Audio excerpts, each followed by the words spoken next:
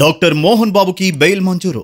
December 10న Hyderabad జల్పల్లిలోని తన ఇంట్లోకి అనుమతి లేకుండా ప్రవేశించిన కొందరు మీడియా ప్రతినిధుల్ని వారించే ప్రయత్నంలో దురదృష్టవశాత్తు టీవీ9 ప్రతినిధి రంజిత్ గాయపడ్డారు. ప్రమాదవశాత్తు జరిగిన ఈ పరిణామానికి బాధితుడు రంజిత్ చికిత్సకి అవసరమైన ఏర్పాట్లు మోహన్ బాబు, విష్ణు మంచు చేశారు.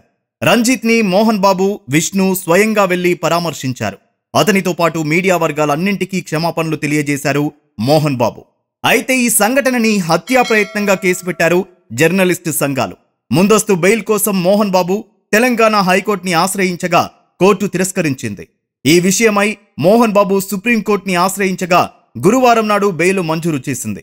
మోహన్ బాబు తరఫున సీనియర్ అడ్వకేట్ ముకుల్ రోహత్గి వాదించగా సుధాంశు ధూలియా, ప్రశాంత్ కుమార్ మిశ్రాలతో కూడిన ధర్మాసనం మోహన్ బాబుకి బెయిల్ అనుమతినిచ్చింది.